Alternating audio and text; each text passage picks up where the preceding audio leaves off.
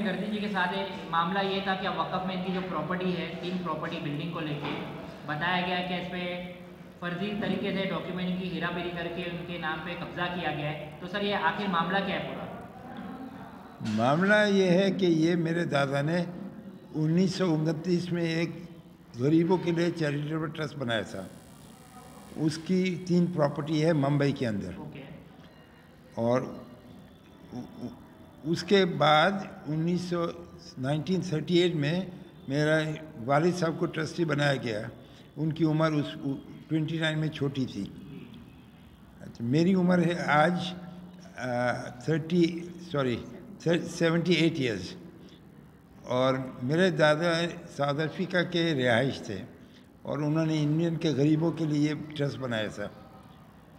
जब मुझे पता लगा कि यहाँ पे गलत लोग ट्रस्टी बन गए हैं और उन्होंने तीनों प्रॉपर्टी पे कब्ज़ा किया और उसको गलत इस्तेमाल कर रहे थे, पैसे सब अपने लिए फ़ायदे के लिए इस्तेमाल कर रहे थे और गरीबों को पैसे नहीं मिल रहे थे, तो मैंने कंप्लेंट फाइल की। और मुझे एक साहब मिले जिनका नाम है हनीफ मोहम्मद नरकंदे। उन्होंने मुझे इंट्रोड्यूस किया इम्तियाज़ इस्माइल पटनी से कि वो तुम्हें वक्फ बोर्ड के ऑफिस ले जाएंगे और आपका चेंज रिपोर्ट पे नाम दर्ज करवा देंगे। जब उनके साथ मैं गया वक्फ बोर्ड के ऑफिस में, तो वहाँ पे चीफ एग्जीक्यूटिव जो उनके थे उनका नाम था तडवी साहब। तो उनके पास मैं गया तो उन्होंने कहा कि आप नई चेंज रिपोर्ट फाइल करें और अपॉइंट करें नई ट्रस्टी।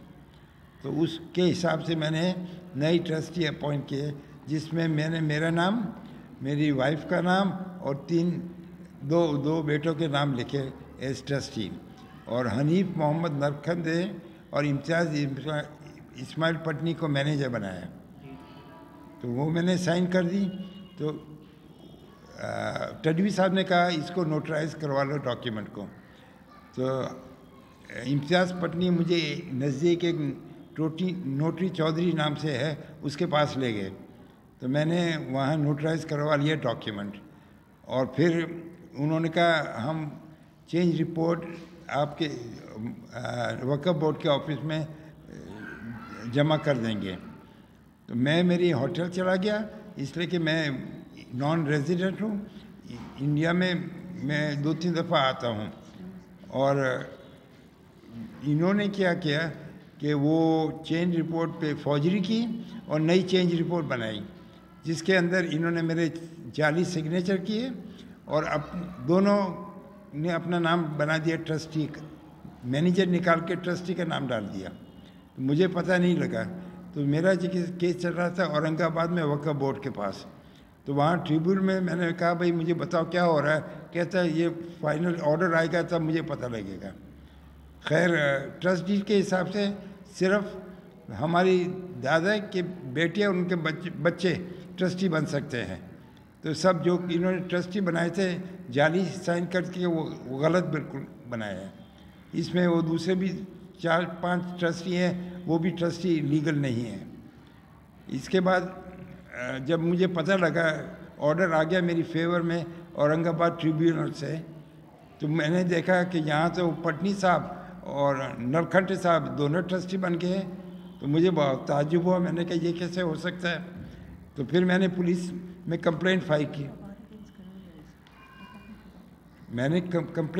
इन्होंने मेरे साइन फॉर्जरी किए, मेरा गलत एड्रेस लिखा है, पटनी ने मेरा एड्रेस अपने घर का दिया है, ये सारा टोटली गलत है।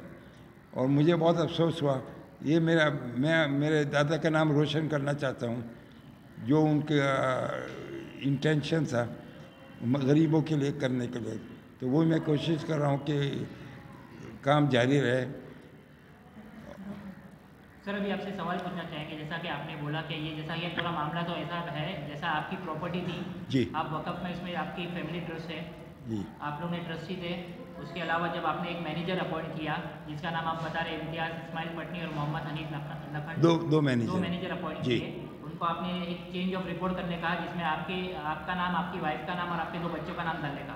करेक्ट। पर चल आपका जब नोटरी कराने की बात हुई, नोटरी हो गई, साइन हो गई, आप बाहर चले गए, वापस अपनी कंट्री चले गए? नहीं, मैं मुंबई होटल मेरे चला गया। अच्छा, आप होटल चले गए। हाँ। और इन लोगों ने चेंज ऑफ रिपोर्ट में खुद के भी नाम ऐड करा दिए? नहीं, दूसरी बनाई एक नई रिपोर्ट बना हाँ, के, बिल्कुल नई बनाई। नई बनाई। उसमें अपने आप को मैंने इन्होंने ट्रस्टी बना दिया। और खुद को ट्रस्टी बना दिया? जी इसका हाँ। पता आपको जैसे ही चला, आपने वक्फ बोर्ड में कंप्लेंट रजिस्टर करे हाँ। और इनके नाम हटाने की रिक्वेस्ट की? नहीं, उस वक्त वक्फ बोर्ड में जब केस चला तो इनका नाम था ट्रस्टी के अंदर।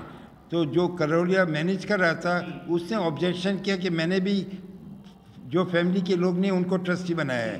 तो तब मुझे पता लगा कि ये फ्रॉड हुआ है मेरे साथ। तो आपने वो रिक्वेस्ट डाल दी कि भाई सीईओ को कि इनको कैंसिल हटा दिया जाए, ये ट्रस्टी? फिर मैंने वक्फ बोर्ड को लेटर भिजवाया मेरे एडवोकेट का कि ये फ्रॉड हुआ है मेरे साथ। अच्छा, तो अभी आपने कौन सी पुलिस स्टेशन में इसकी कंप्लेंट? ये पाइडोनी पुलिस स्टेशन। पाइडोनी पुलिस जी। स्टेशन में। तो अभी कंप्लेंट रजिस्टर हो गई है कि करने वाले हैं? अब मुझे पता नहीं एग्जैक्टली हुई है नहीं है, पर कंप्लेंट फाइल हो गई है। मतलब कंप्लेंट कर दी है, मतलब हाँ, केस होना, हाँ, रजिस्टर होना बाकी है, हाँ, पर कंप्लेंट हाँ, आपने कर दी। जी हाँ। इसलिए कि ये हनीफ और इम्तियाज़ दोनों मोहम्मदी रोड के रेजिडेंट है। ओके, तो अभी आपकी सरकार से और है ना वक्फ बोर्ड से क्या मतलब आप उम्मीद रखते हो, क्या रिक्वेस्ट करते हो, क्या अपील करते हो?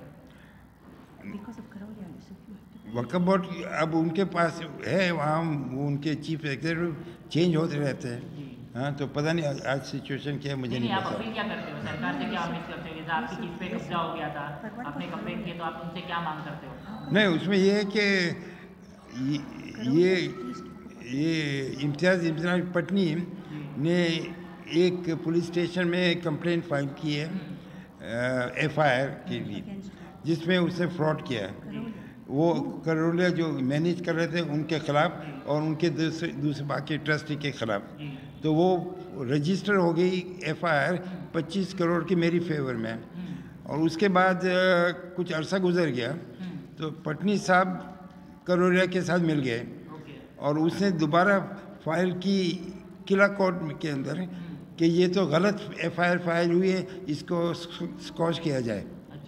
और उसने मेरी पावर अटर्नी जो रिवोक की थी मैंने करोलिया की, सॉरी इम्तियाज़ की, उसने वो इस्तेमाल की और उसने कोर्ट में फाइल किया और मेरे ख़िलाफ़ ऑर्डर ले लिया और वो विड्रॉ हो गई FIR इनके ख़िलाफ़। जी। तो अभी मतलब सिचुएशन ये है कि पहले आपके बोलने पे अगेंस्ट FIR की है, फिर बाद में इनसे मिलके विड्रॉ भी कर दिया? FIR was against Karoliya. अच्छा, कैंसिल भी कर कॉस्ट नहीं, ये FIR थी करोलिया और उसके ट्रस्टी के ख़िलाफ़।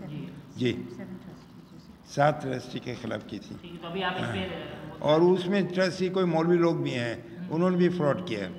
अच्छा। हाँ, इसलिए मुझे बहुत डर लगता है मौलवी लोगों से। अच्छा, हाँ, तो अब ये पूरा मामला 25 करोड़ का मतलब 25 करोड़ से ज़्यादा होगा आज, वो तो उस टाइम 25 करोड़ था। तो फिर भी अपडेट आपको कब तक आएगी, क्या कब आपकी FIR रजिस्टर होगी इनकी आगे?